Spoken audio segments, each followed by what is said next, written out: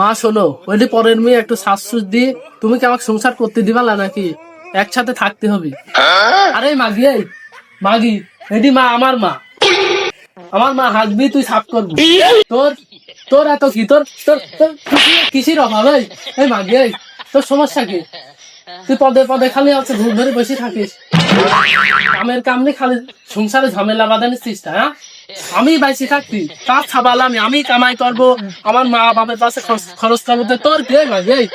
এই তোর মতো মহিলার জন্য আজ প্রতিটা সংসারে সমস্যা। আমার টাকা, আমার পয়সা, আমার কামাই করা টাকা আমার মা পিছে আব্বার পিছে খরচ করবো, তো তোর সমস্যাটা কি? এই মুখে কথা কছিস, মুখে কথা পরে মেয়ের গা হাত দিচ্ছিস কে? তুই মনে কর এখন আমার বাড়িতে আমি 2 জন লোক লাগতে পারবো, তাহলে কি আমি তোকে লাগবো না মাগি? অবশ্যই আমার মা লাগবো। তুই তুই তোর বাপের বাড়ির পরামর্শ আমার সংসার আসি ঝামেলা বাঁধাইছিস। তোর ভাই আছে একটা গাঁজা খায়, তুই টাকা লি যাই উক দিস, এই টাকার জন্য তুই সংসারে ঝামেলা বাঁধাইছিস। এই মাগি, তুই তুই কর যে তোর সংসারে কিসের অভাব? তোর কিসের অভাব আমি থইছি?